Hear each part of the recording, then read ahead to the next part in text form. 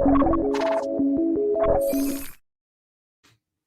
and welcome to the Inside EVs podcast for April the 8th, 2022. This is episode number 105. Our topics today, we'll talk the Hummer EV. Tom is helping to introduce customers to the i4 and the iX. GM are resuming production of the Bolt EV and EUV, and the Kia Nero EV has been shown off, at least over here in Europe. And it's certainly anything but forgotten about in the face of new toys to play with from the likes of the Kia EV6. My name is Martin Lee, host of the EV News Daily podcast. Joining us today from Vietnam is Dominic Nyoni, Inside EV's forum moderator and Inside EV's editor. We have the dangerously debonair Tom Mologney, Inside EV's editor and host of the YouTube channel State of Charge. And if he can get connected today, he is away from the majestic, practically palatial halls of Outer Spec Studios. Kyle is on the road today. I imagine somewhere making a toe-curlingly good video for the Outer Spec network, but we can't get hold of him. Or we can, but it's not quite working and holding up with cell signal. Before we get going, please subscribe to the channel. If you're watching on YouTube, hit that thumbs up icon and ring the bell for notifications. And if you're watching on Twitch, then you can ring the bell icon for notifications so you don't miss any of our bonus episodes. So let's get on with the show. Welcome, everybody. And we have to start, Dominic, with why the world's smallest microphone is making another appearance, and you are in costume today. Sorry, I'm sure, or authentic get up for where you are. Tell us all about what's going on. It's costume. So I'm at my third hotel in as many days in Vietnam. I'm at the Vin Pearl in Nha Trang. It's in the south of Vietnam, and it's a very nice, very posh resort, and it's owned by Vin Group, which also owns VinFast, which is an automobile manufacturer who has plans to sell electric vehicles in North America and Europe, and Vietnam as well. And yeah, they've brought over a bunch of people, like influencers, finance kind of people, people in the media, automotive media, and they've taken us around to let us drive. We've driven the VinFast VF8, and we've toured their factory, the body shop, the press shop, and the battery pack shop as well. And yeah, and Nice. it fed us really, really well, and That's important. it's been crazy. I mean, I've never been to Vietnam before. This is like a dream come true for me. And this hat, right? So coming into this door from the we had to take a flight down to this part of the country, and we drove through some towns, and then we take a boat over to this island where the resort is, and they give us these hats as we walked in the door. So I'm going to try to bring it home for my niece in one piece somehow. Very nice. But I thought I'd put it on my head because, yeah. I mean, why I've been having a bad hair day for one thing. Exactly. So. Why wouldn't you?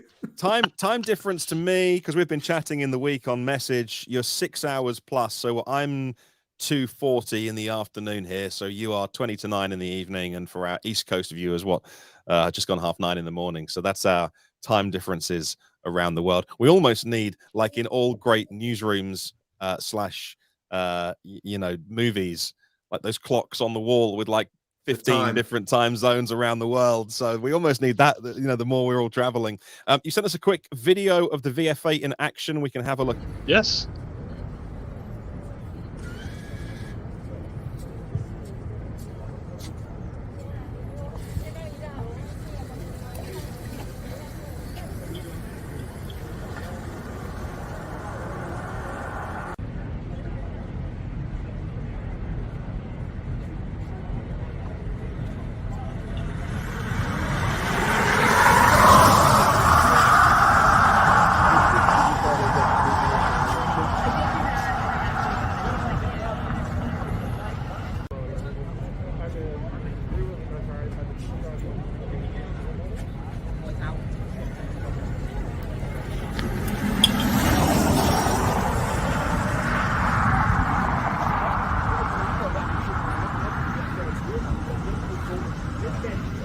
Yeah, so There we go. This There we year. go.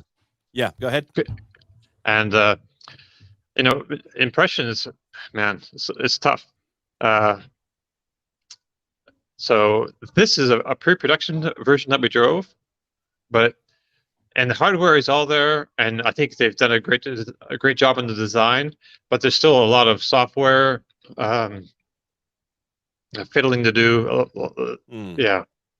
Yeah, I mean, look, the hardware side of it, if you wanted to be crude and rough and ready as a car maker, you can buy any bits off the shelf and assemble them. It wouldn't be a particularly finessed product, but you can do that. But the heart of a modern electric vehicle is in the software and the user interface and the user experience as well. So there's no shortcut to that if you want to do it well and do it yourself as well. So but vehicles in the US market by the end of the year, is that, I know you've been with the team, is that still what they're saying?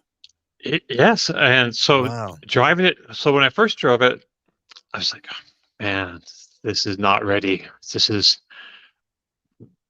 because so tip it. So I get in the car and it feels comfortable, And I drove they had 3 different ones there. And there's 2 different trims. I drove the VF8 Plus trim. Excuse me. That's a 300 kilowatt dual motor setup. It's got plenty of power. But and it felt comfortable. You get in, the materials look good. The steering wheel felt good. It was adjustable. But like the throttle tip in, so it's from 0 to like 1 mile an hour. I was like pushing the pedal just a little bit to feel how it came on, and like nothing happened. And so in that, there's like a little bit of pedal travel, and I had to push the drive button again, and just to check, am I even in drive? And I'm not the only. I spoke to somebody else had the same experience.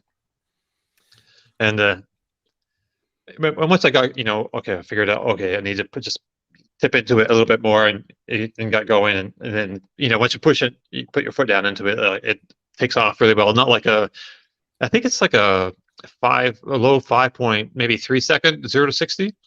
So, plenty of power for anybody. Tom, how about besides just off the line, you're rolling now, you're going 30, 40 miles an hour, and then you give it a little touch. Do you get that delay also, still, or does it? No, it's pretty responsive then. Okay, right. It was it's just that. Yeah, they can work that out. Software pretty easy. Right. Yeah.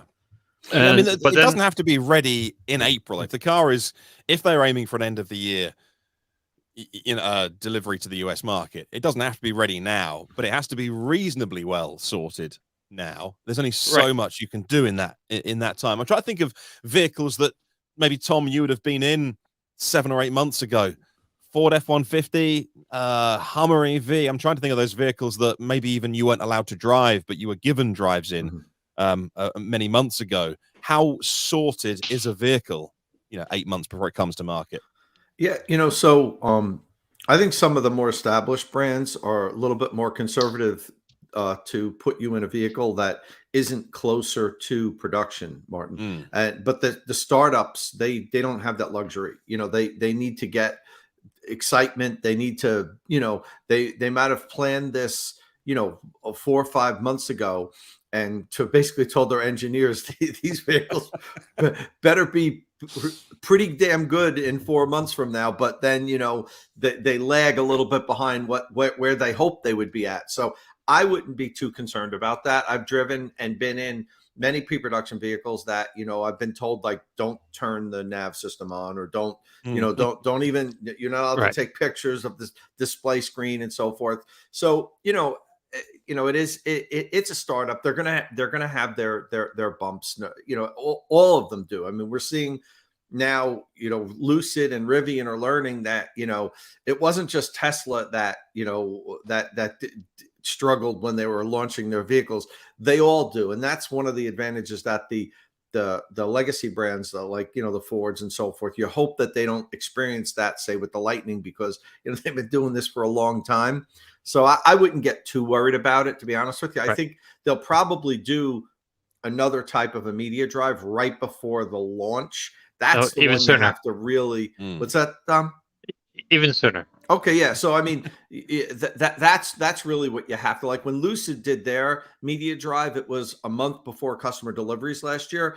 If things weren't really working well then, it would have been cause for concern. But this is early on, and as I've been saying, this whole trip that VinFast planned, and Dom's kind of proving that I was right with that. It seems like it was more of a look at how wonderful Vietnam is, and Vietnam is open for business, and more so than a media drive. It's like, Right. yeah, they're getting time with the cars, but they're whining and dining everybody. They're taking them around. I would have loved to have done this. I was invited, but this week I had so much. Yeah, it would have been cool to hang out. I had so much to do this week. I had to turn it down. It would have been a lot of fun, but I looked at the whole schedule and was like, this is a Vietnamese vacation. This isn't a media drive, I'm sure you're spending time learning about their factories and their the vehicles and everything. But I looked at the agenda and I'm like, this is a vacation. And judging from you in that hat right now and the smile on your face, Dominic, don't even try to say I'm wrong, because if I were to guess, you had a few cocktails within the last hour or two, and so didn't even so deny don't it. tell me it's all business. I'm just going to take a screenshot of you right now. I may have had some very, very expensive scotch just before I came up here. Wow. Wow. But getting back to the drive just a little bit, I just want to talk a little bit more about the car and a little bit more about the company and about the reasons for the trip. So getting up to speed was fine, but then letting off the accelerator, there was like no large amount of regen. And before I left, I was like looking for regen settings, and there was in that car there were no settings. Then we had another car sitting over on the one side that we could take pictures of and look. And in the menu of that car, there was like, I think 2 different regen settings. And talking to them afterwards, they will have like a one pedal setup either at launch or shortly after via OTA. But yeah, it was disappointing not to be able to judge the regen at all, how it came on and how it felt, whatever, in this car. So it was a little, disconcerting, because I came into it thinking, okay, they want us to review the cars, we have to tell the world about how good or not good the car is, and it just felt, so not ready because it's pre-production, but it's like a couple iterations of software, before you think they'd let journals drive it. But before I get on to a little bit more, so we had one part where we turn around and coming out of the circle, it's like a big kind of a bigger circle. I could lay in the throttle and I could get a feel. It handled pretty neutrally, not a whole lot, maybe a touch of understeer, but not much. It was actually quite nice. The ride was also quite nice. It wasn't like a harsh or firm, it had nice softness. It was pretty pliant and decent amount of roll in the corners, not like crazy, not bad roll, but enough so it's nice. It's not a sports car, it's a passenger SUV crossover. So part of this whole thing, I guess, in talking to them afterwards, so let's see, where should I start? So afterwards, I talked to the head engineer for the VF8 program, and he's only been with the company since, I believe he said November. His name is Hugh, and he's from Windsor, Ontario, and he was with GM before that. They have a lot of GM people on their staff. They've hired a lot of people from all over the world, different companies. A lot of not non-Vietnamese people on the engineering, especially. So in talking with him, when he arrived, I guess it was the difference between how it was then and how it is now. It was like night and day. And talking to him more, I gained more confidence that, they know what their deadline is. And he's been involved with, high-level programs before. He was involved with the engineering of the Cadillac Lyric, for instance. And so I know that he knows what needs to be done and what's expected of the market. What the market expects the car to be like. So that was confidence building in that respect. And like I said, the hardware seemed like it was all there, but there's some software. There's like some inverter wine as well that I thought that shouldn't be there. So and they know how. So they brought us all over here and they let us do this, and we're telling the world about it. And there's people from like MotorTrend and CNET Roadshow, and there's all kinds of people and investors and people. They've had some people who've they put in reservations for several cars, some of them actually, and let them drive the car at the stage as well. And so what they really want is like honest feedback, because they think they've chosen people from the industry who have a lot of experience with cars, and they want honest feedback. And we gave them pretty blunt, very, very blunt. And their media person from the US is over here with us, and he had no problem transmitting our thoughts, as harsh as they were pretty real, our feelings and what they had to, and they were very, they took it very well. I mean, it's an amazing, it's kind of an interesting company overall. It's like the people are really nice, but so the company's named VinFast. That's the automobile company, and speed is really a big part of this company. Like this factory was, when they decided to build the factory and stuff, and gave them a deadline of 18 months or 2 years. There was like a swamp. It wasn't even. They built this thing in 18 months and were producing cars. They started producing gas cars because that was what they could build right away. EVs are a bit more specialized, and so they wanted to start off with something they knew they could, probably do. And I believe they got some help from BMW, or they used one of their platforms or something for those vehicles, or some of them. I'm not exactly sure. I didn't delve too deeply into the ICE vehicles, because then just before, at one point, they designed the VF8 and VF9, but before they announced it, I think they were intending on doing an ICE version and stuff, but not long before the original reveal of the program, that they changed their mind. The chairman said, "No, we're going to go all electric," and so boom. Yeah, it's a crazy company. So speed is a big part of the organization. Am I rambling on too much?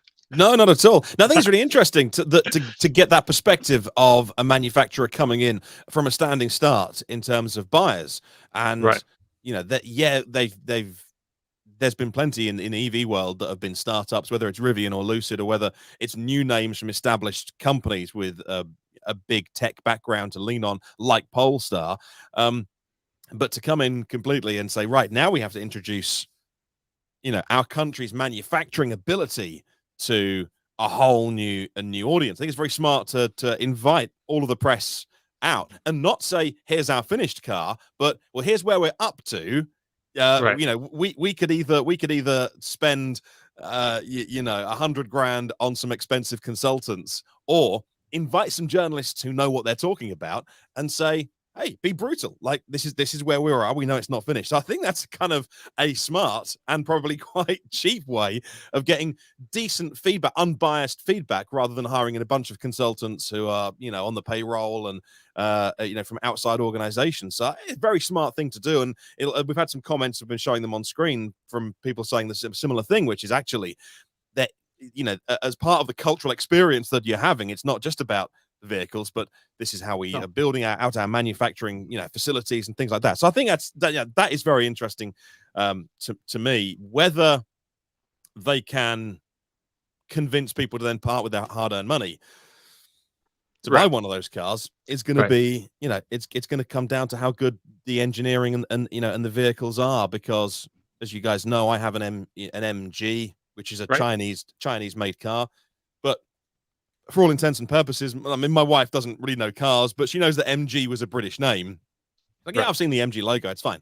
So she drives the car, and the car works, and it's okay. Whereas if it was, maybe if it came with an SAIC badge on the front, she might be a little more cautious, because she said, well, can we get it serviced? Are there any psych dealers and things like that? So, those Chinese names are using different brands to go into certain markets. To do it with completely, a new name, I'll be very interested. So I don't know.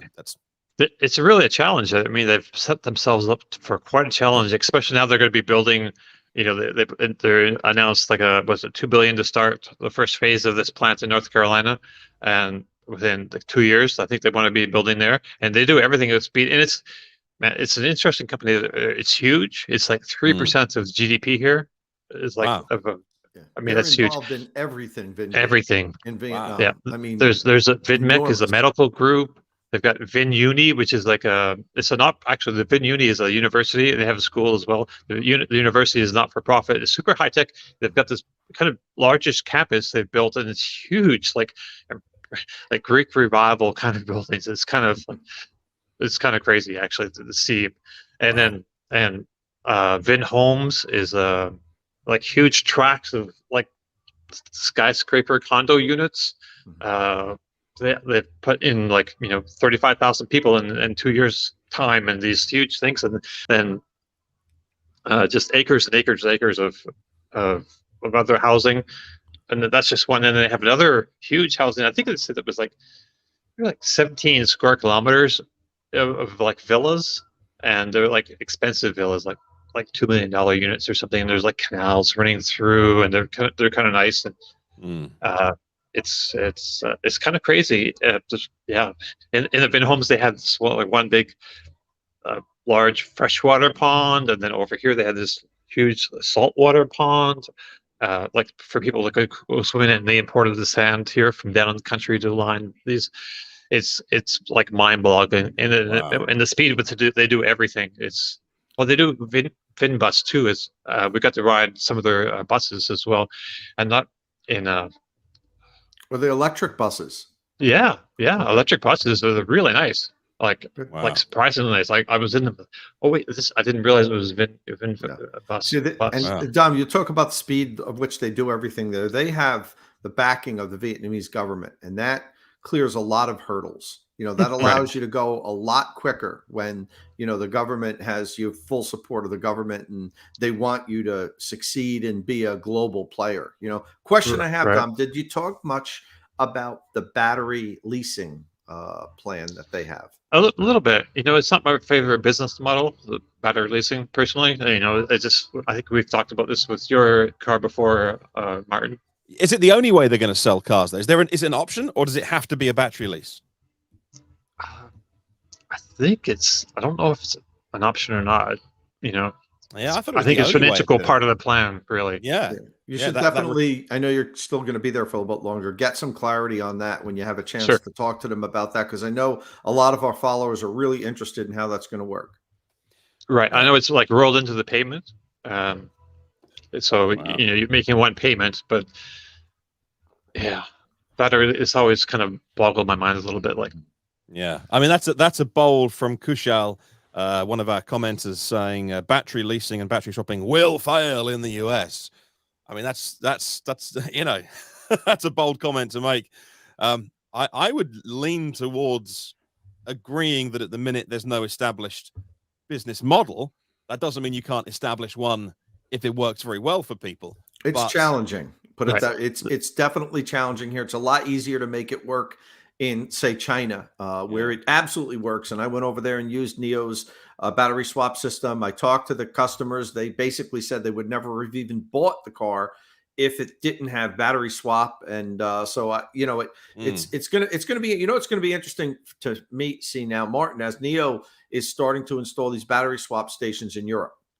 And that's kind of like a litmus test for me for the U.S. Now, you're not exactly the same as we are over here. It's bigger area here. We'd need a lot more of them. And the consumer has different, opinions and different wants and desires. But I'm really watching how this works over there, where NIO's starting to install them in Europe, and see how the customers, what's the uptake and how people respond to it. So the VinFast cars, they won't have battery swapping. That's not an angle they're pursuing at all. Right. It's just battery leasing. Okay. And I should have been following them more closely. I thought that they had said down the road they were going to do swapping also.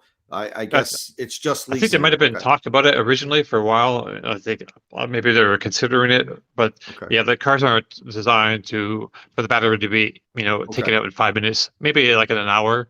At a dealership, you could, if you needed to swap it out for whatever reason. It didn't.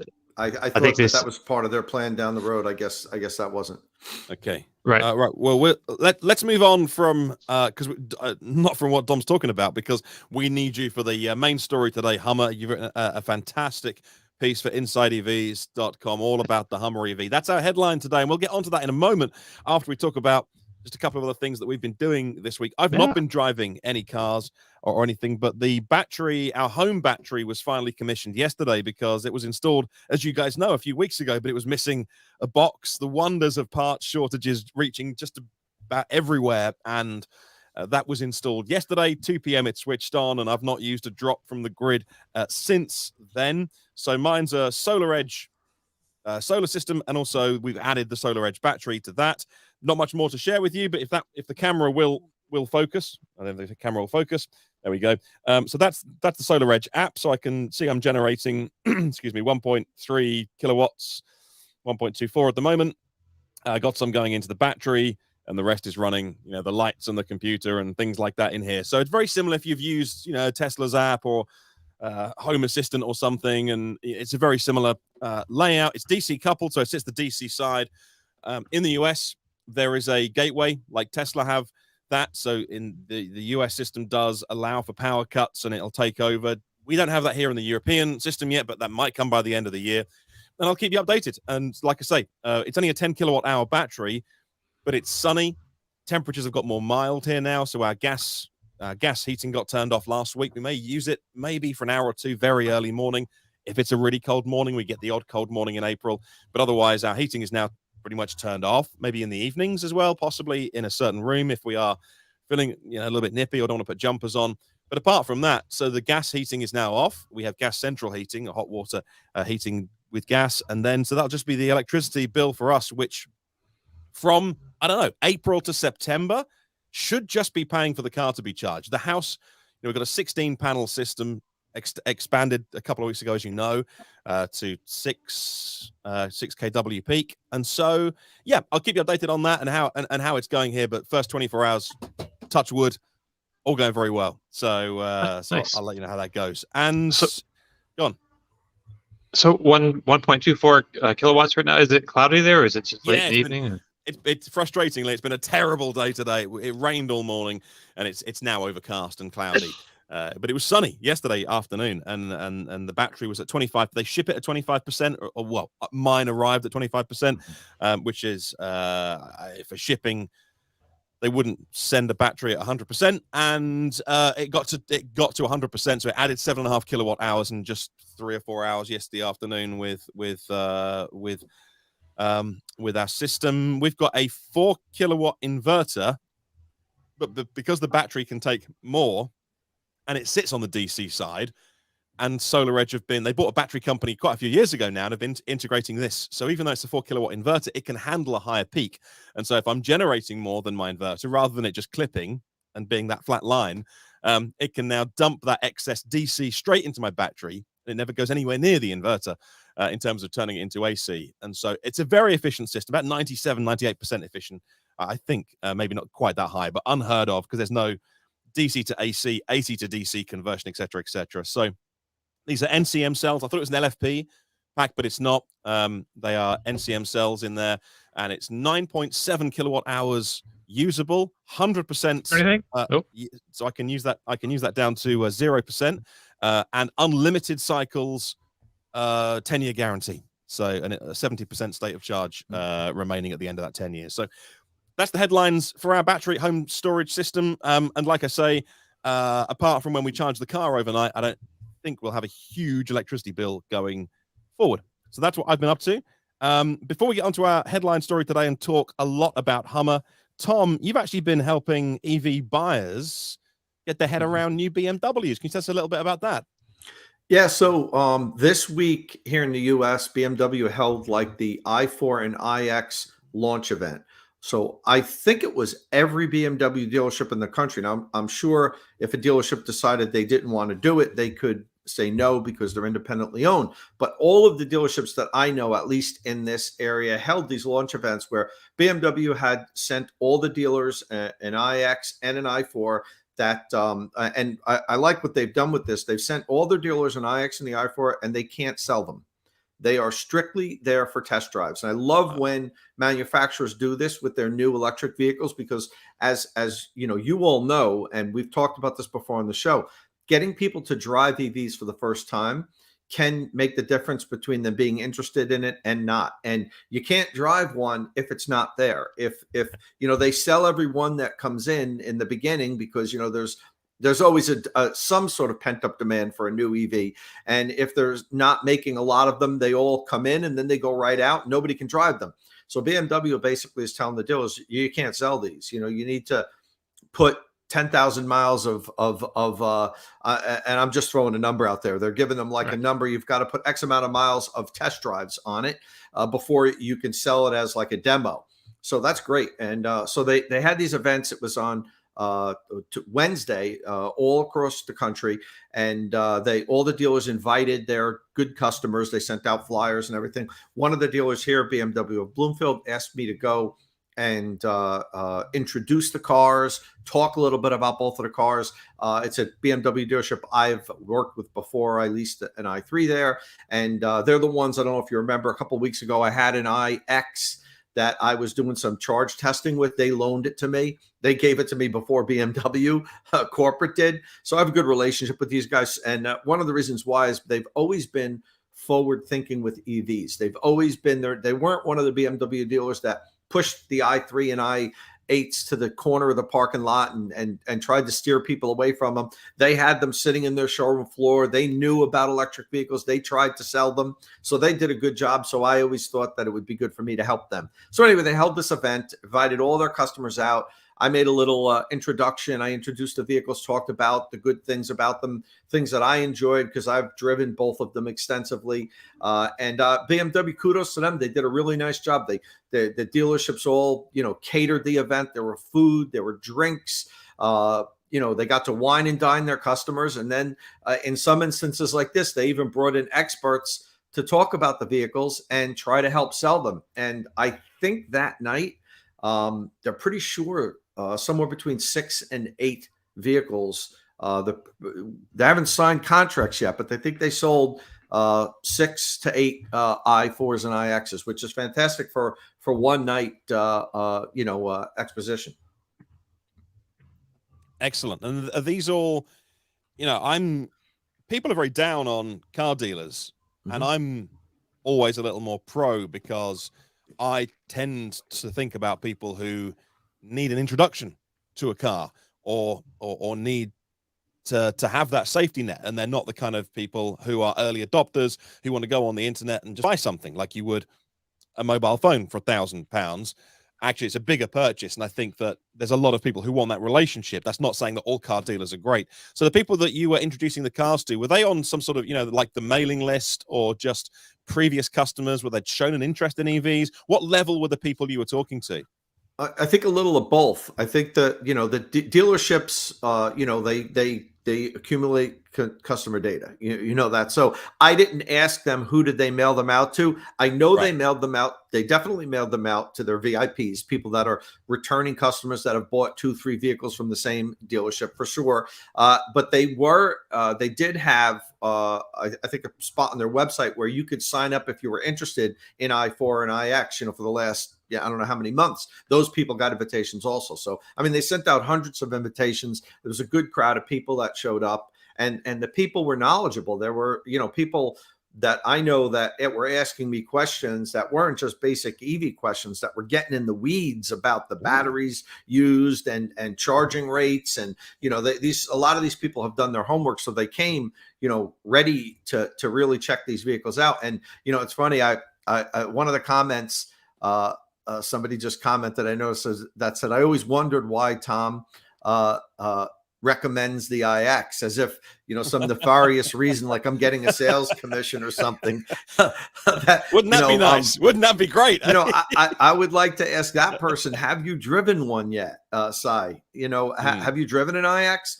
I like it because I drove it and it drives wonderfully. Quintus, I said this before, I'll say it again. If I'm in the market for an $80,000 to $100,000 all electric SUV, that's where I'm putting my money. I'm before a Tesla Model X. That's an easy decision to make. The only thing that might complicate it is if I frequently drove hundreds and hundreds and hundreds of miles, because Tesla still has a supercharger network. Nothing beats that. You can travel long distances with Electrify America and EV Go, and in some areas you can do it pretty easily. But with Tesla, you can drive anywhere virtually, with no inconvenience at all. So that would be the only caveat I would put in. But very, very few people deal with that. I mean, all versions of the iX have greater than 300-mile EPA range ratings. So it's either 305, 315, or 324. And my limited time driving it, I haven't range tested it yet. I'll be doing that at the end of the month. I'm getting a week-long loans from BMW of an i4 and an iX in about a month. So I'll have each one back to back. We'll do range testing, charging testing, all that stuff. I already did cold weather charging testing with the iX, and I haven't put that video up yet. I'm going in about a week. I'll give it a little heads up on that. It did pull close to, BMW says the max charging rate is 195 kilowatt. I saw like 191, 192 for a short period of time, but it was 30 degrees out. So I didn't charge 10 to 80% in the 35 minutes they promised. I think it took 40 minutes or maybe 41 minutes, but it's not that much longer in the middle of the winter when it's 30 degrees out with a cold battery pack. So I was satisfied with the charging. It doesn't charge as great as some of the competing electric vehicles are out right now. It's not the best charging electric vehicle, but I think everybody kind of expects every new electric vehicle to be the best charging electric vehicle. That's not how it's going to work. If you get up close to 200 kilowatt, if you hold that charge rate for a relatively long period of time, I think that, that's acceptable today. But anyway, that's my little i4 iX story of the week. I think BMW is doing a good job with the launch. I think they're two very good electric vehicles that I think are going to convert a lot of BMW fans to electric that say aren't interested in trying out a Tesla. Okay. Dom, any questions before we move on? I'd be curious what they think about conquest sales for the iX. Like people who aren't necessarily BMW owners before, who might be attracted to the brand because of this one. So, I don't have a global answer for that, Dom, but I will tell you, and I think I mentioned this a couple weeks ago on the podcast. When I was charging the iX, a guy pulled up to me with a Mercedes EQS, and he had it for like a month, and he was like, "It's rubbish. I'm making them take it back. The door handles don't open when I walk up.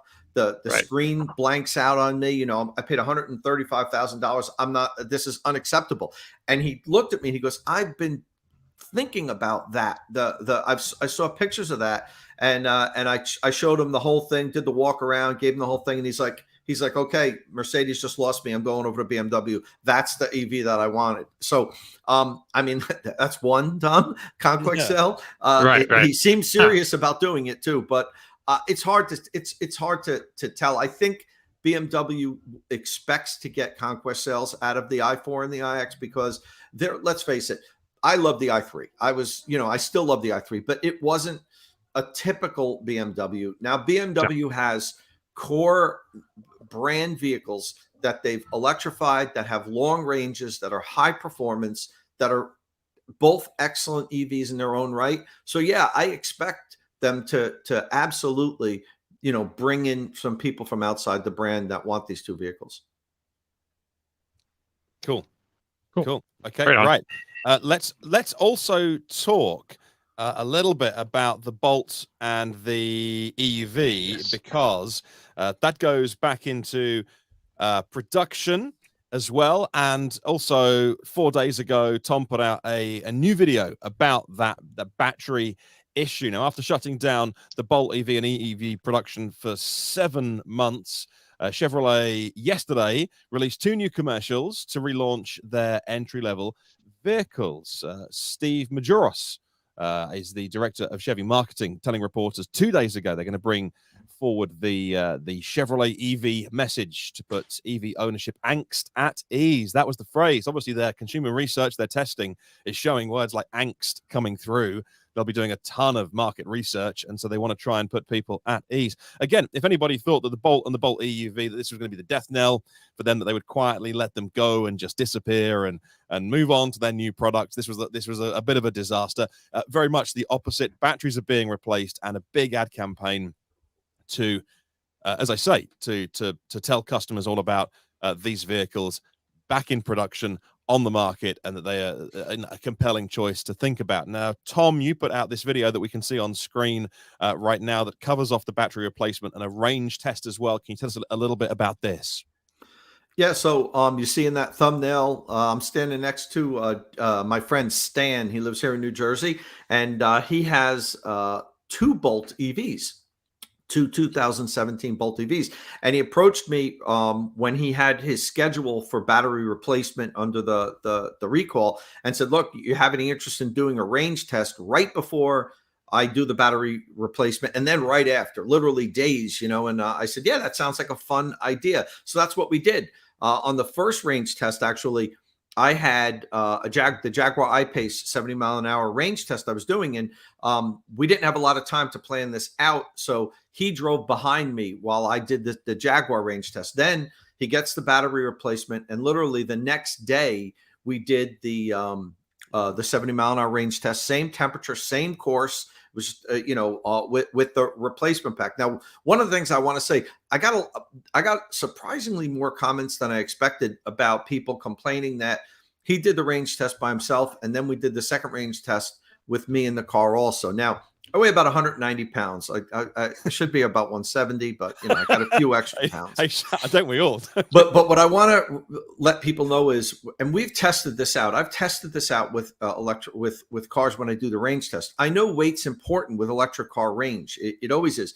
But when you do a constant speed range test, it's not that important, because the big problem is getting the vehicle up to speed. Once you're moving at a constant speed, then the weight becomes a lot less important. It's more all about the aero. So, I've had a lot of people say, comment like it's useless because there were one person in one and two. Now, it might have taken away a couple of miles of range, 2 or 3 miles of range, which like a half a mile an hour wind would have done also. So I just wanted to clear that up for some of the people that commented like that, said that it's flawed because of that. If we had done a range test that included a lot of stop and go, then it would have made a huge effect, because that's when you really get the weight, when you're accelerating off the line, when you're slowing down and stopping. So I just wanted to point that out. But so what happened was, when Stan did it by himself with the old battery, he was able to go, and we ended both at 2%. Stan didn't want to go down to 0 like I do on my range test. He was a little uneasy about that.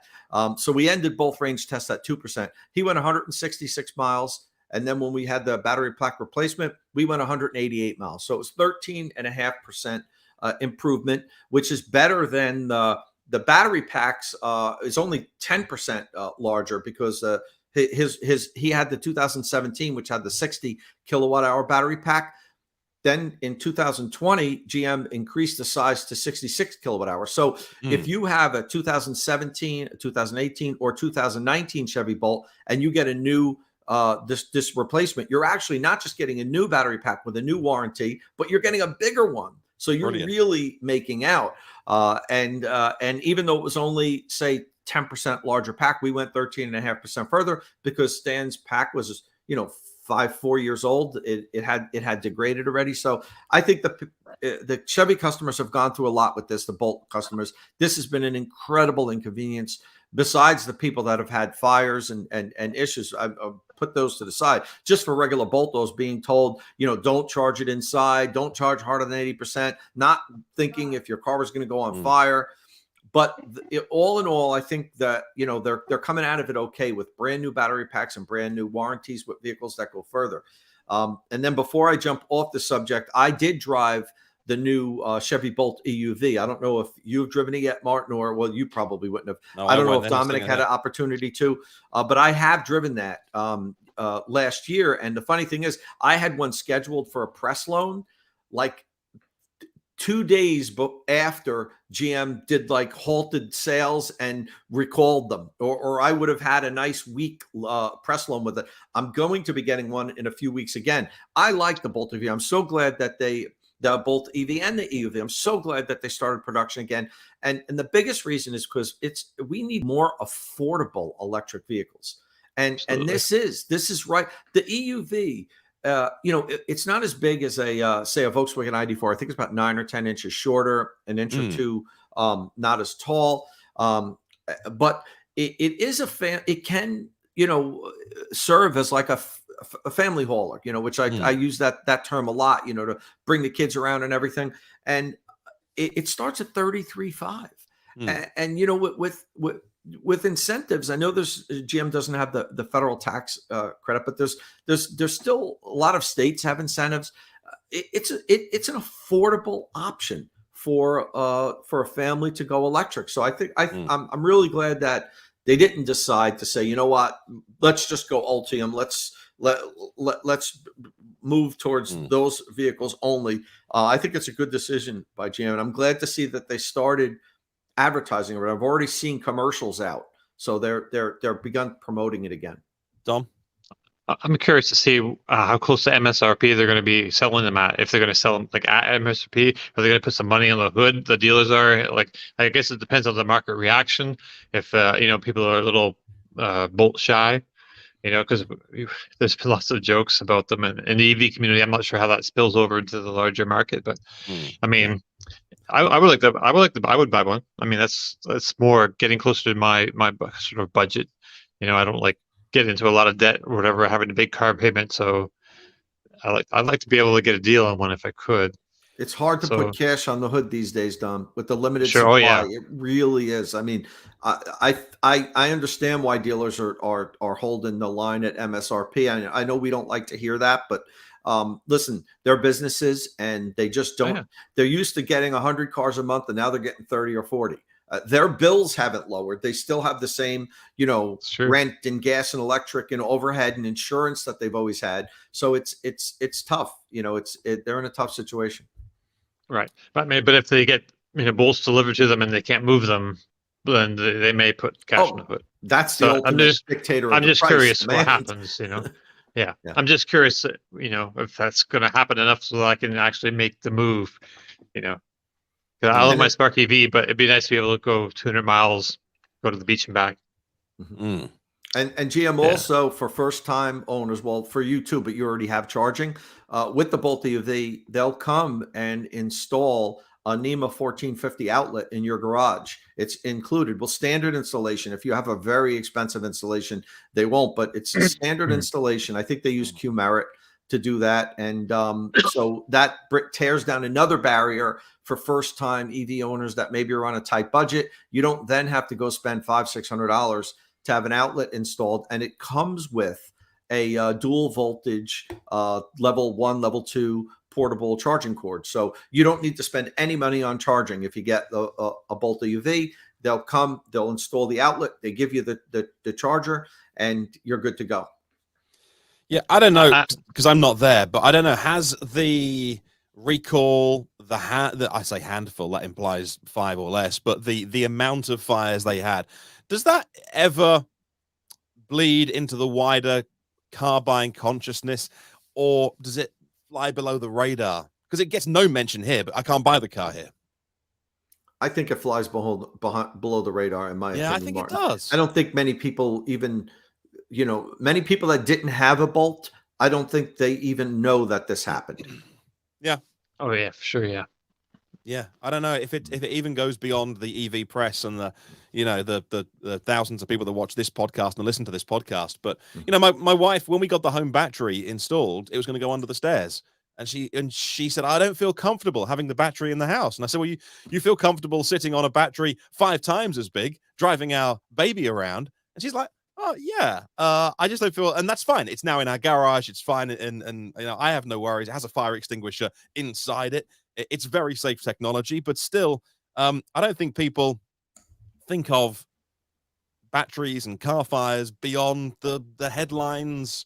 If a Tesla's on fire, it'll make the news because a car being on fire isn't news. We pass on the highway or the motorway, and you think, oh man, or a burnt out car, and you don't give it a moment's notice. An electric car on fire gets its unfair share of attention. Hey, we should move on and talk about our headline story today. Unless anything else you've been doing or driving this week, Tom, you want to bring up?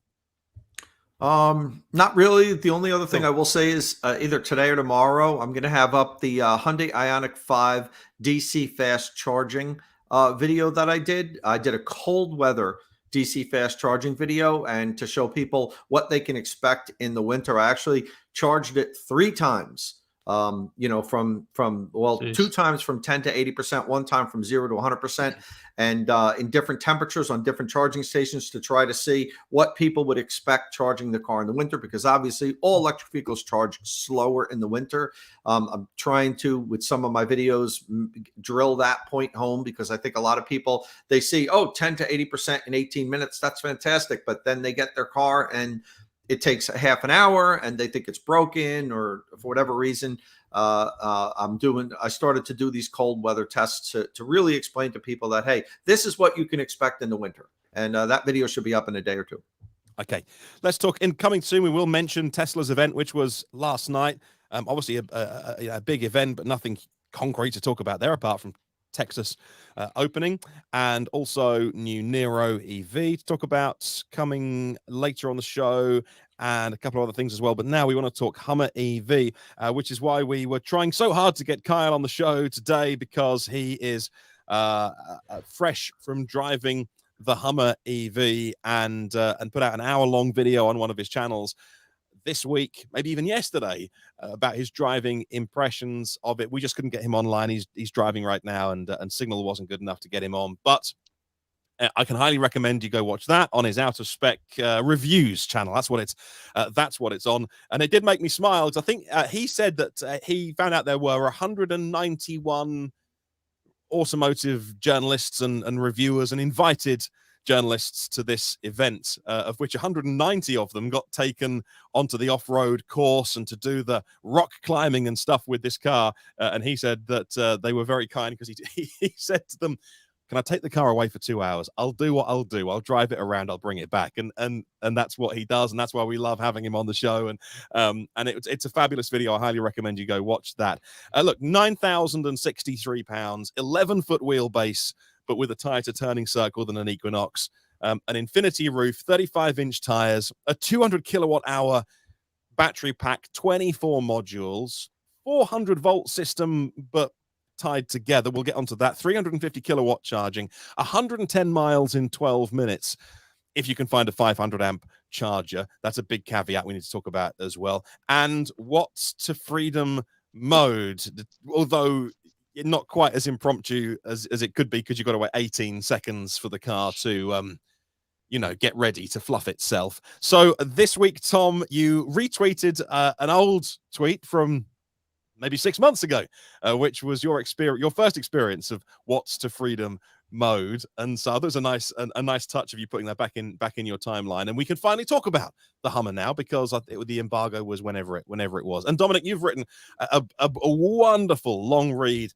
I say long read, it probably isn't even that long, but these days It's like 2,500 words. Yeah. Okay, right. But there's so many, websites around these days that are basically 2 paragraphs, or, they have the headline, Oh, yeah, what you need to know. And it's like, this thing happened, this happened, and you need to know this. So it's just nice to sit down and read something. And Dominic, a fantastic, a really wonderful piece of writing. I highly recommend you check out that on InsideEVs.com. Dominic, why don't you kick us off, because you've written the article. Well, so GMC invited a bunch of people down to Phoenix, Arizona, or outside of Phoenix, Arizona, to try out the Hummer EV, and they had a lot of people, like you said. How many did you say? 100. Well, in his video, Kyle says 191 invited guests. Right. So there was like 8 waves. I think I was on the second wave, and there's a fair amount of people in each one. Like, I don't know if we had like 9 or 10 or so Hummers. So the first day, it was a 2-day thing, and they paid for us to go down there and put us up at a nice hotel. And so the first day, they had some static setups and some stations, so you could go talk to Angie Oury, who is in charge of the batteries at GM. And then you could talk to the sound people who could tell you all about the Bose sound system. And then they had one set up with all the accessory packages on it. So they have like a tent on the back. They have some, spare tires. So you can put 2, maybe even 1, 2, or maybe even 3 like spare tires in the bed of the truck, kind of bolt-on accessories. They had there's a whole bunch of different accessories they have for the truck. And then they had some demonstration areas. So there was one area where we did the Watch the Freedom, drag race, was 0 to 60 down this like straight stretch. Then coming back, we could crab walk, and then they had another section where we could do some. We put it in off-road mode, so it has a bunch of different modes. And two of the main off-road modes are off-road and the other one's slips my mind. So off-road's the faster one, and the other one's used for slower speeds and really technical spots. Anyway, so the Watch the Freedom mode, a lot of fun. So like I said, it takes about 18 seconds, but it might take more than that in some cases, because when I got into it, the battery was already warmed up because they'd been doing them. They'd done like 8 or 9 sessions before I got there. But it didn't take too long to really get it set up. And yeah, so I'm not sure so they say it's like a 0 to 60 in 3 seconds. I'm not sure if it felt quite that quick to me, but it was plenty fast. So they had like a stop light kind of thing, where you kind of let off the accelerator part. I didn't hold it down that long. I could. I'm like I was wimped out worse than yeah. He was a lot, he's driving this big thing, and just the blood rushes back to your head, and I don't want to Tesla like Tom here, so I don't do those crazy runs all the time like I'm sure he does. Yeah, and I'm surprised to hear you say that it didn't feel like 3 seconds 0 to 60. I had the opposite feeling, and manufacturers can tweak the vehicles differently. When I did it, it wasn't a full-on press drive, and we weren't allowed. I was allowed to drive. I drove the vehicle, but not for Watch the Freedom. The GM engineer had to do that. Okay. I wouldn't be surprised if they dialed it up a little bit for because we had a short engineering drive, not a full-on, because let me tell you something. You could see my tweet, that Mark was talking about before. I said this back then, it felt faster than a Model S Plaid. I know it's not faster than a Model S Plaid, but if you go and look at my tweet, I'm pinned to the seat when we do that launch, and I feel like I can't even go forward if I wanted to. So I think Jim might have tweaked with it a little bit and gave us a little bit more than what they were going to eventually, and because to hear you say it didn't feel like it was 3 seconds 0 to 60, that doesn't, jibe with what I experienced. Right. So I was like probably 7th or 8th at least, probably to do it, and I think it had like 70-ish% battery, so it might have lost a little bit of its edge. Yeah, but that's more than in Kyle's video. I think he was down to like 30% or something when it was a very low state of charge, I suspect, from my memory when he did that. And it was still, he still had to hold on to the steering wheel and didn't talk during it, and his eyes were wide open, focused on the road. So although he wasn't thrown back in his seat in his video, he was certainly, he was focused. It was quick. I made sure my head was back against the headrest, before I let off. And the process to do it is really great, because it kind of coaches you through. You tap the electronic stability control button a couple times to trigger the Watch the Freedom, and then you push the brake. It has the little hints or it has like a teaching guide on the screen on the driver's screen in front of you. So it tells you if you're pushing the brake hard enough, and then once you are, it tells you you go ahead and floor the throttle. You push it down. It has and then when you're ready, all you have to do is just slip your foot off the brake, and your foot's already on to the floor on the throttle, and boom, you're off. And it was crazy. And I didn't try the ABS at the end of the course, but a lot of people did. And so I was sitting there, was filming a few accelerations, and it was plenty noisy because these are like huge tires and stuff. But they tracked nice and straight, and I guess the ABS worked plenty good in straight line. So that section that was great too about it. But just the whole thing anyway. The car is like hilarious to drive. It's like it's like this big thing, and when you're just driving it regular without the Watch the Freedom mode, and you put your foot down, the front end kind of comes up, and the back end squats down, and there's like a bunch of drama involved, and they have a sound, like an artificial sound, and you usually don't notice too much. You can't shut it off, which some people don't like that idea, but it really didn't really get in the way a lot when I was driving it. But that was kind of fun. But I will say though, and I didn't really get into this when I was in my article though. So they've really engineered this for efficiency. So a lot of times when you're driving along, it's front wheel drive, and just when the computer, the car senses it needs power from other places, like either the back two wheels, it'll take power from there as well. Yeah, And that was an interesting thing. So even though it's like a huge thing and incredibly inefficient because it's a brick kind of, they did think about efficiency and getting as much as they could out of what they had. Yeah, So that was an interesting thing. I see Tom's like wanting to say something. Yeah, when you said they did engineer this thing for efficiency, I couldn't help myself. You got to be kidding me! 9,000 pounds, 200 kilowatt hour.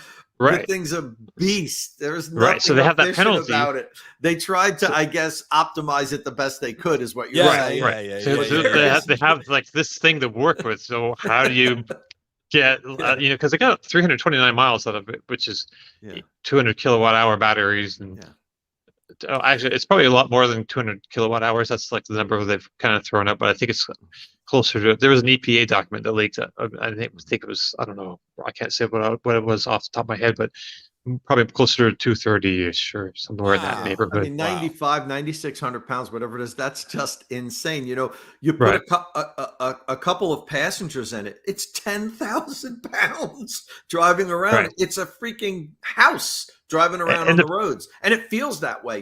Right, Dom? I mean, it fills the lane. You're in this giant, and the width of it was crazy to me when I was sitting in. Looked like it was almost like the GM engineer was in another vehicle. Like it's so wide. It's crazy. Yeah, and it's nice interior. I like the interior a lot. Oh yeah. The interior. I don't know. I'm not used to the vehicle, so I don't have anything to compare it to in terms of looking back fondly at the original Hummer or any of that kind of cultural reference maybe. But it looks pretty horrific. I mean, the vents are just square. The buttons are there below the screen. Square, the vents are actually in the shape of an H on their sides. There's a lot of H kind of. There's the nuance. And the one in the middle, the vents in the middle is like an H, like this way. There's not many nuances to this vehicle, but there's plenty of H's if you look for the Easter eggs. But look, it is just inside. I don't understand why they've made it look, I think, so 1990s. But my impression from looking at pictures. So I haven't driven it, but it's kind of blocky and rugged kind of feeling. That's it, blocky, and that's what I want to ask you about as well. Because again, I mean, I'm not somewhere where we can buy this vehicle. They took you off road. They wanted to demonstrate terrain mode to you, and yet, over here, if we talk off-roaders, but obviously here, not far away, Jaguar Land Rover are making Range Rovers and Land Rovers and vehicles that you absolutely might be taking off-road or doing some soft roading. Why is that? Is that just a marketing thing to take you and do some rock crawling and some out in the dirt? These vehicles are never going to be used to do that, Man, are they? If I had one, I would try it because I mean, this was okay. I'm wrong. Off-road, this thing was like unstoppable. It was like kind of unbelievable, actually. So just before we get to the second day, it can't fit on any trail. Right. I mean, it fit on the trails of, Yeah, the ones that they picked. I mean, it was the same trails that other people were on, but I won't say any. Very few. If you ever go off roading, the width of the vehicle plays a big role on where you can go. Right. Sometimes, for sure. And I kind of I agree with Martin. Somebody that's dropping that much money on this vehicle, this is a look at me vehicle. This isn't people driving across. I think the YouTubers are going to do more off-roading than all of the customers combined. But sorry, I cut you off. So that's all right. So on the first day again, we had the Watch the Freedom little section, and then the next part we had an off-road section. It was like basically they built some. They threw some dirt down on the pavement, so there was like lumps and humps and jumps. We actually jumped the Hummer EV. I didn't jump it. I could have, but I let the guy who was he'd take us around the course himself once, and we got air. It's like, okay, Wow. okay. And yeah, but off-road is really amazing. So in technical, and not technical, you said the other mode there a moment ago, Mark? Terrain mode, yeah. Terrain mode, right? So that one's super technical. So in Mm. off-road mode, so the miracle of the Hummer EV off-road is really, so it's wide, right? So, and that's one issue, but it's super agile. The rear wheel steering is like nuts. And then, so when you put it in off-road mode, the ratio of how much you have to turn the front wheel, the steering wheel, which makes the front wheels turn, the back wheels turn, more than in the regular mode. Like, cause it's just in regular normal mode, the back wheels turn when you turn, or opposite at low speed. And then, but when you put it in off-road mode, they'll turn even more dramatically. And then when you put it in terrain mode, the back wheels turn more than the front wheels turn. So when you're in terrain mode off-road, you like, if you're winding your way through some rocks and stuff, it's like a snake. It's like ridiculous. It's I don't know. It's hard to explain the feeling of it. It's yeah, it's kind of nuts. And then you can see exactly where you're going. It has the cameras on the bottom of the thing, so you can see exactly where you're putting your tires. And talking about the cameras, Dom, it has cameras underneath the vehicle and outside the wheel, so you get views of both sides of your tires. The Rivian R1T doesn't have cameras on the inside like that and underneath the vehicle. So and I got to drive both of these vehicles kind of back to back within a week or two of each other. And while I thought the Rivian system was great because it really showed you, the outside of the vehicle, the wheels, the Hummer was even better because it gave you the whole view of your tires. And if anybody, off-roads on sharp rocks and so forth and trails, they know how important that is because it's so easy to slash a tire on like a tree root or a sharp rock. And the camera system really helps you avoid that.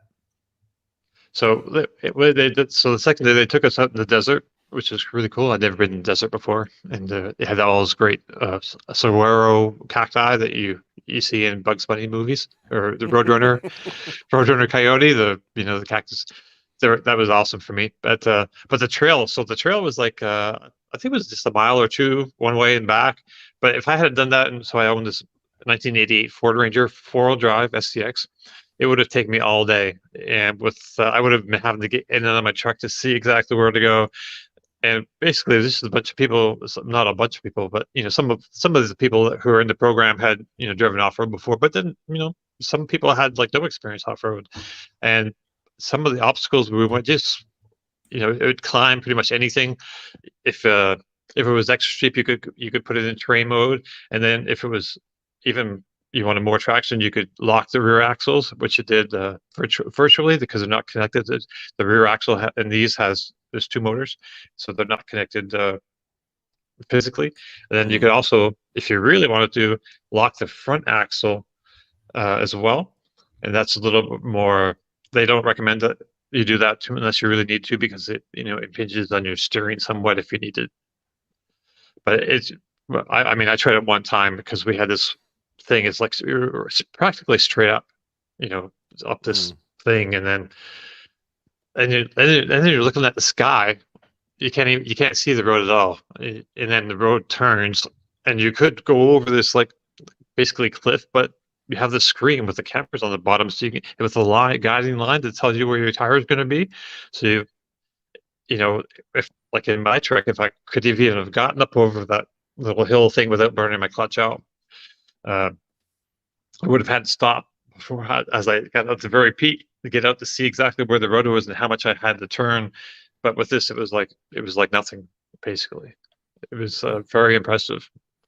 Well, if those vehicles do end up being taken to those kind of environments, I'll be hugely surprised. I find it interesting that Rivian went down the same route because they've got an adventure. They label it the adventure vehicle. So I understand that, because that's almost, they're saying, hey, if you buy one and you don't, you subscribe to the image of that lifestyle, but you want to be part of that lifestyle of camping out in the wilderness, then go for it and buy the vehicle and be part of that. Whereas the Hummer, I don't know, like it is a tank, and it is so huge. Firstly, I think I've seen one or two in this country ever, and same for the F-150. I think in terms of imports.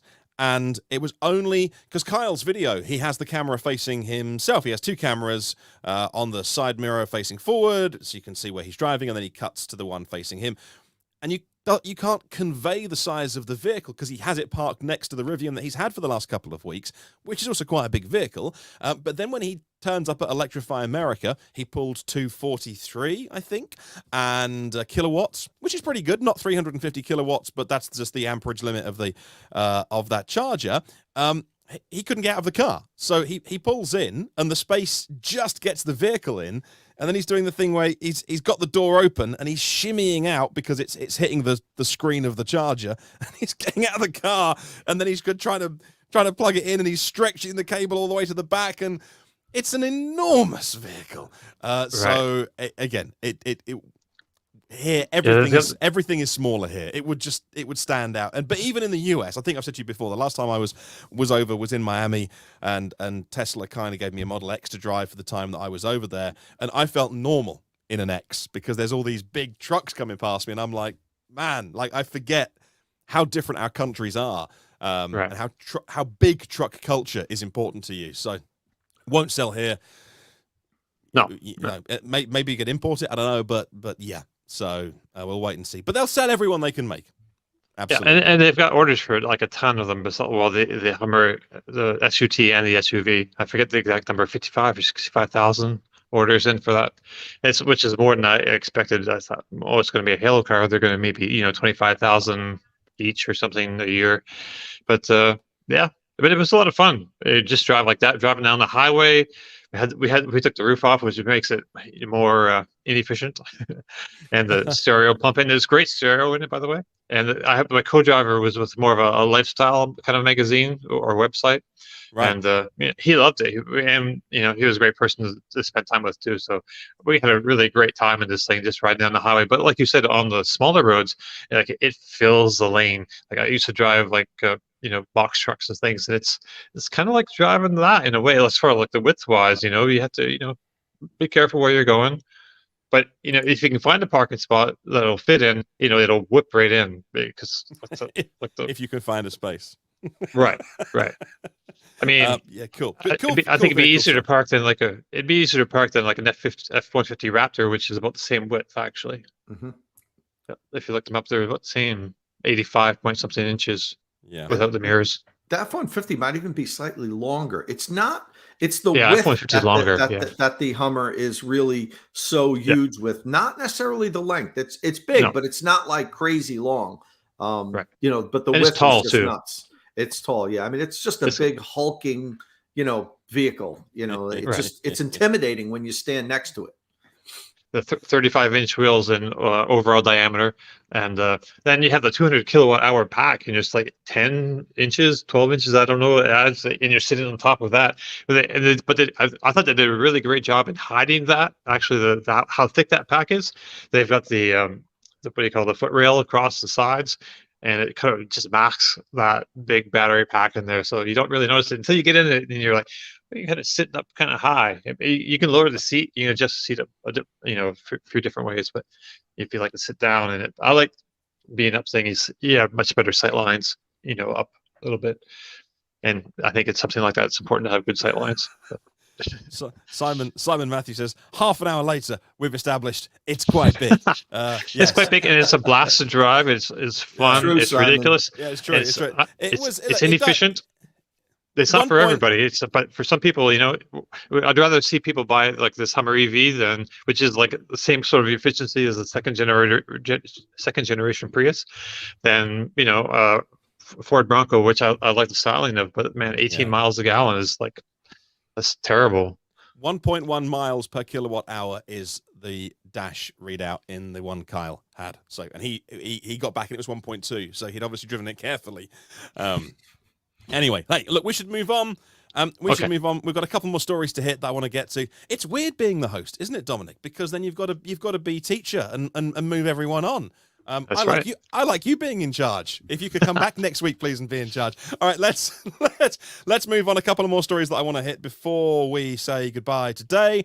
The embargo was lifted on a bunch of my friends that had been out to see the new Kia Nero EV. Now, one of them called it Nero, and the press officer very quickly scurried over, saying, no, not Nero, Nero EV. That's because it's been called different things around the world, you see, but now Nero different EV, markets, is the one thing it's going to be called. 0 to 62 miles an hour, 0 to 100 kilometers an hour stays the same, 7.8 seconds, as does the top speed of 104 miles an hour or 167 kilometers an hour. Very similar battery pack, if not the same, 64.8 kilowatt hour net capacity on that. WLTP range goes up slightly, a little more efficient, 282 miles, that's 455 kilometers. And it was the old one. The new one is 287. So 282 to 287 is the new one.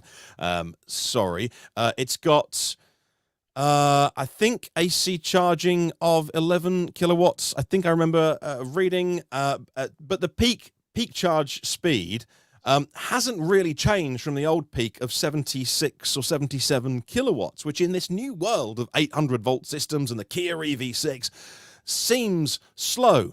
But I want to get your opinion quickly on this because, it's got a C-pillar that some say only its mother could love. You can get that in body color, by the way, which I would absolutely 100% every day of the week. I don't like that C-pillar, but maybe you do. It's subjective.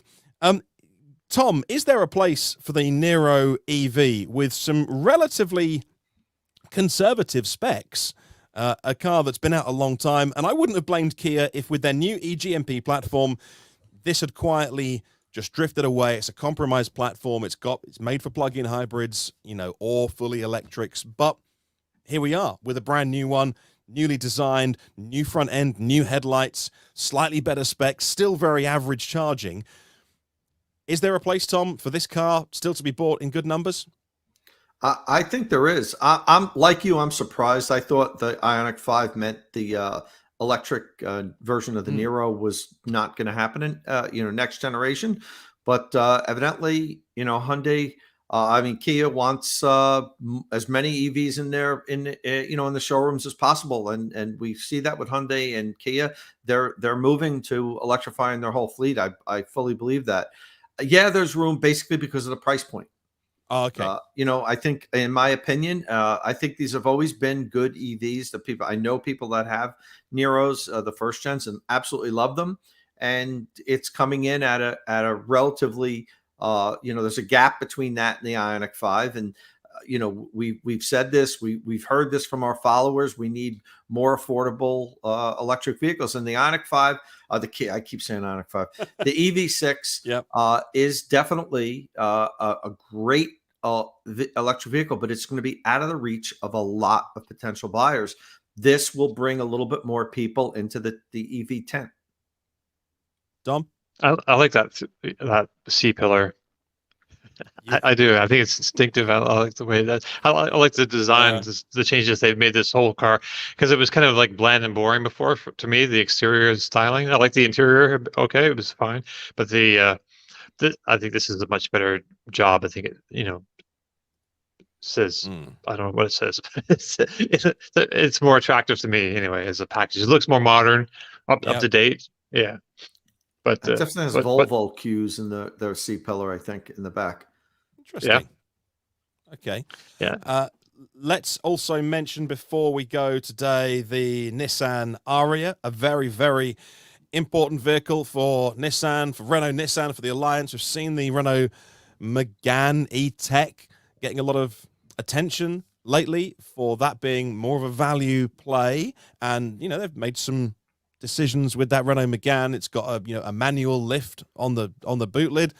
Not the end of the world. We're all becoming very lazy and want our boot lids to go up and down on their own. Don't tell me because it's dirty. You don't want to get dirty fingers. Come on, you're just lazy. I like it as well. I'm lazy. And but they've made certain decisions, but a bunch of tech. I think the Megane will sell well. Same platform, Nissan Ariya. And now we look for a report from Automotive News Europe saying that this could well be delayed, still on in Japan for a May launch, but that I think is a couple of months after. We were meant to have a pretty decent launch already, at least in Japan and in Europe.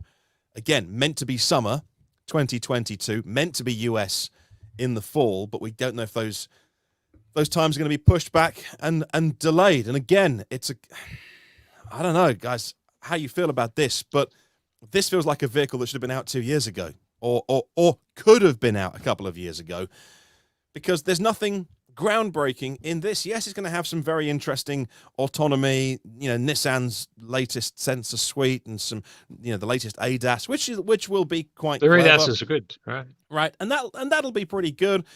It's not just the new Leaf; it's very much a step up. They're even doing their all-wheel drive, because again, the Renault Megane, very much a front-wheel drive EV, I believe, for cost saving. Nissan going much more upmarket with a car on that platform, so their four-wheel drive, their E4 system. But again, it puts it like a £55,000 price point, which for a Nissan I think is challenging. The looks, maybe it's better in person. Thoughts on this, Tom? Is this just gonna drift slowly into the market? Is it gonna be sort of too little, too late, or has it got a fair crack at making an impression? Yeah, so we talked about a little bit about this last week when you were. Yeah. I think you missed the show last week because I had the opportunity to drive a pre-production Aria in Spain a couple of weeks ago, and that was kind of the where we arrived at, Martin, is the one thing that about the Aria is it was announced a long time ago, and since it was announced, you have companies like Volkswagen, Ford, Hyundai, Kia, they all announced and brought to market direct competitors to this vehicle. And this has just kind of languished. The Aria has languished for a couple of years, and now it's coming to market. And it's kind of like, okay, it was great when they announced it because we were like, this is what we need. We need a crossover. Everybody buys crossovers, make up like 30% of the market in the US overall. It's everybody buys them now, these like compact crossovers. And I don't mean electric, just in general. So we're like, okay, this is what we need. We need the types of vehicles that people are buying in electric, pickup trucks, crossovers, so forth. And so it was exciting to see Nissan announce it, and then it's just taken so long. But having driven it, I can kind of see where it's going to fit in. It's a little bit more of a luxurious. The interior is more luxurious than some of the competitors. The E4 Orse or E-Force, however you want to pronounce it, is we were able to drive in a prototype. It was a test mule. It was actually a Leaf that had E-Force technology in it, and it seems interesting. It's unique. Nobody else has really tackled this issue of having a very smooth driving experience with electric vehicles, and I mean between regen and acceleration. Sometimes they're very powerful electric vehicles, and they have that instant torque. But you also have strong regen, liftoff regeneration with the brakes. So you kind of get this back and forth. And the driver's prepared for it because your brain knows it's happening as you lift your accelerator or depress it. But all the passengers don't. And, there has been reports, and I've talked to people that have said they get motion sickness in, say, Tesla vehicles that are powerful with strong liftoff regeneration because they're doing up back and forth so often in the driving if the driver isn't really careful and really smooth. I have a friend of mine, whenever he gets in my Model 3, I put it in chill mode because I know that cut takes the edge off of the acceleration that I don't even realize I'm doing. So Nissan's, the E-Force is supposed to smooth all that out. And I drove in the test mule and it seemed to work wonderfully. And it doesn't just dull the acceleration. You can say, well, they just cut back on the power and cut back on the regen, so it's smoother. No, it's much more intelligently, dynamically integrated into the vehicle than that. So I think that's, if you want to say, well, what's their edge? They're saying we have this E-Force technology. Nobody else has it. It's a smoother driving experience, particularly when you're driving more enthusiastically. It's not this herky-jerky back and forth. Okay. Dominic, anything before we move on to talk Tesla? Just you covered man, Aria last week. Bring it. Hey. Let's bring this Aria. Nissan did also have an announcement maybe today or yesterday. I was thinking about solid-state batteries. They're bringing something to market. I don't know if you saw this, Tom. Bring it. Just bring it. See, Just stop talking about it. Bring it. And let's talk about bringing it, because yesterday last night really was the Tesla Austin rodeo in Texas. Elon Musk talking about a dedicated robo-taxi they've got in development. I've got no time for any of that anymore, because he wants to talk about robots and artificial intelligence things. I've got time to talk about robots that help out factories and will make industry more efficient. But the idea of someone doing your laundry while you go and play golf, this whole kind of Tesla robot thing drives me mad. Talking about a Tesla taxi, that drives me mad, because he's been talking about cars that drive themselves across America, or robo-taxis, or cars having all the tech they need for full self-driving, and then the next minute, oh, but it hasn't, and the next ones will. So you guys know, Dom's had enough of my rant about Tesla. He's disappeared off the. He's going to get more scotch. He's like, I've had it. I've heard this speech before. I got no time for any of that. I got a lot of time for talking about things like this. We saw the EPA document maybe a couple of weeks ago now of a 279-mile Model Y. This was pictured at the event last night. It's a Model Y with the VIN was pictured, and if you decode the VIN, it was made at Austin, which makes sense, right? That's not. That's not a massive headline, but it's 4680 cells, marketed as the Model Y SR, standard range. And so 68 kilowatt hour pack. The long range all-wheel drive has an 82 kilowatt hour pack. And this is, Tom, I guess this is what we talked about a little while ago as well, which was, if Tesla come with the 4680 cells as their latest, greatest, magical technology, they completely Osborne their product lineup, and no one's going to buy anything until they can get one of these. If they make their, whatever their cutting edge tech is, if you think that is, then as the base model, then all of a sudden you're like, well, I want the range, or I want the performance, but actually and then there's the other argument, they've only made 1 million or a couple of million of these cells, which is a few thousand vehicles, so they haven't got any of their own cells as well, so it makes more sense. You can use fewer of them in a standard range, and actually as well, a standard range Model Y would fit me very nicely, especially if it was cheaper. Makes a lot of sense, Tom, in terms of their latest greatest tech actually being the entry level model and bringing in an SR. What do you reckon? I don't even need to say anything. Okay, we're done. You nailed my thoughts on this topic exactly. This is It makes a lot of sense. It's why they I believe why they're going to do it that way. And there is a huge issue they have when they start rolling out a lot of vehicles with the 4680 cells. Meanwhile, the majority of their vehicles still have the older cells, which are fantastic.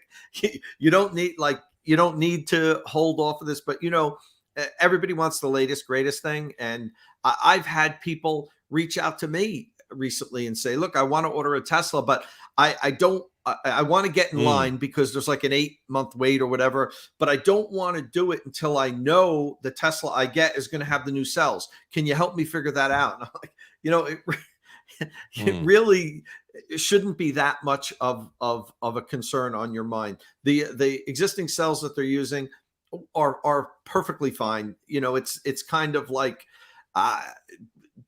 it drives me a little crazy when I see people futz over such little issues like this. We don't even know how good these cells are yet. They've just been talked up. We have no idea how well they charge, how well they perform. It sounds like there'll be an improvement, but really most people that get a Tesla and own it, they would never, if you gave them one with each battery pack, they would have no idea which one they owned. If you told them to tell the difference, they wouldn't be able to tell the difference. So, I don't know. It's kind of, funny to me, but I think they are, if they follow the plans that you had mentioned about rolling it out this way, I think that's the right way to go. Dom? Yeah, I think it was a very smart way to do it. I think it's, same thing. You can make more cars with fewer batteries this way, but I'm still also perplexed about we don't know. We have no idea what the performance is. What kind of improvement in charging or weight. I'd like to see. I'd like to weigh them and see how, because this has got the structural pack and the two. The front is one piece. What's called molding. Casting. Yeah. One piece casting, and the back is one piece casting, and it's got a structural battery in the middle. So I expect to be some weight savings there, and I expect there to be some rigidity improvements as well. And so, but we can't tell until we actually find someone who's bought one and to get it convinces to let us drive it, because they don't let the press drive their cars, so we can't. It's hard to judge exactly what they're doing until we find one that we can try. I just hope that with this new with the new gigafactory there, the initial quality is better than what we've seen before when new vehicles get launched. And this is kind of, even though it's not a new vehicle, it is new. It has new, you mentioned the mega castings, the structural battery pack. Let's hope that when this gets launched, we don't hear from 75% of the buyers are like, okay, we need to schedule service immediately after taking delivery to fix the things that weren't done off the line. This is Tesla's opportunity to show that they've matured as an automaker. And now with the new factories, Berlin and Texas, that, they've nailed production, because we just haven't seen that yet. I've taken delivery of Teslas and, as recently as last year, 2021. And, they immediately had to go back to get fixed. Because the hatch didn't close and the doors had 1/4-inch gaps sticking out, and let's hope that they've ironed this stuff out. Yeah, this is a good opportunity to prove that they can actually build a car with good fit and finish and within tolerance all the way around, like they said they were going to do forever, and they really haven't.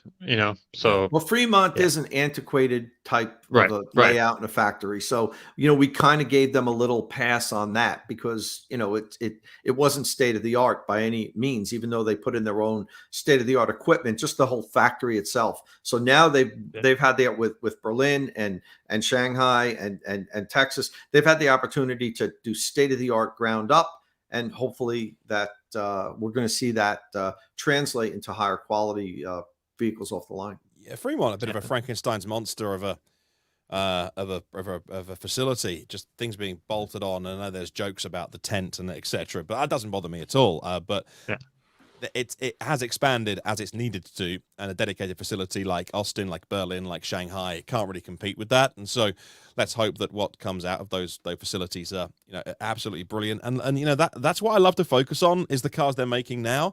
And the interesting thing about watching that event last night, again, it was so much hype, and I'm fascinated to watch it, because Tesla was built on hype, but the hype was justified. So when you say that, I don't need to come across as negative. It was built on hype. It was built on, look, our cars can swap their batteries. And he drove the Model S came up on stage, the battery came down and it came in again, and they're showing a video of someone pumping gas, and they're like, you know what, we got time, do another one. And then they show another car come up and it has its battery swapped. And then the promise of full self-driving and so many things as well. It was built on hype, but it deserved it, because those cars are amazing and fantastic. What annoys me now is people, we talk about the Hummer and the Rivian and the F-150 Lightning, and then people say to me, yeah, but not as good as the Cybertruck. And then when you say Cybertruck isn't real, it doesn't exist. Semi-truck isn't real, doesn't exist. They had a company up, in the Northwest, build a handful of them. Maybe 4 or 6 semi-trucks have been made. Cybertruck is not real. It's just, until they ship it, it's not real. And people get quite annoyed when you don't join in with the hype train anymore with Tesla.